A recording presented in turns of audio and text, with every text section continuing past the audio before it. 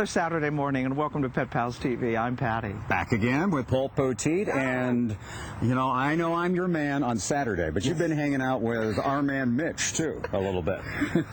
Yes, and our dog Nigel. That's the name of his dog. I saw this kind of unfold online on Facebook one day. He lost his dog. The governor lost his dog. The dog ran out the front door, so we kind of helped him through Facebook and through Pet Pals TV on our website to find the dog. So, would you like to meet the governor? I want to know what's going on in the mansion there. Let's go find the governor and Nigel. When we arrived at Mitch Daniels' home, we found a governor you don't see in the news. This is life, pure and simple. A man and a dog, playtime. We sat down and talked about how this story for Pet Pals TV came about.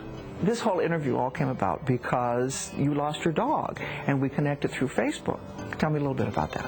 The escape. Yeah, Great escape. a workman came in and somebody turned his head, and Nigel got out, but thanks to fortunately he picked the dog lover of the neighborhood, maybe next to me, a great lady who has two of her own dogs of her own. And she went to get the newspaper, she told me, opened the door, and this hairy dog bolted in and made himself at home in front of the fireplace. But I wasn't at all sure he could find his way back here. He usually romps here in the backyard, and we've been on a few walks, but whether he'd have found his way on his own, I'm doubtful. Okay. So I was really worried. Well, what I've read about the breed, now I've never been this close to a Bearded Collie before, but they want something to do. He wants a job. He wants to go out and herd some sheep. That's right. They have the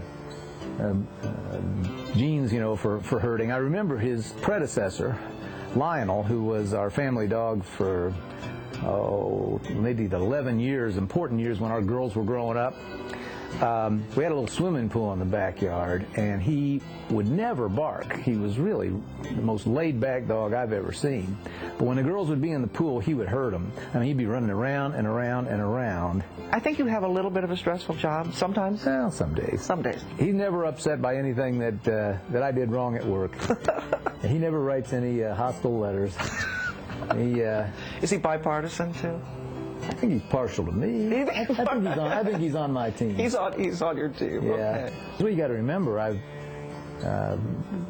lived with 5 women, so I had to have it's the only chance I had to have another guy pal around. What does he give you? You tell me in your words. What does he give you that you don't get from anybody or anything else? Well, his full attention, and as you know, you can do no wrong in the eyes of your dog.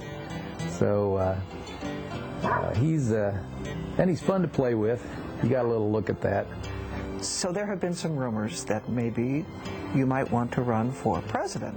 But what about Nigel? Would he want to be the first dog? Well, I think he'd be the best looking first dog that I've ever seen. But, I don't think they've got a good enough fence there. I'd be worried about him getting loose again, so maybe we'll just stay here where I'm pretty sure he'll be around when I need him. But you know what? Wherever you go, whatever you do, he'll be there. He'll always be my bud. After work, after politics, life is just about man's best friend. And it can be a ball. All dogs are beautiful, but especially bulldogs.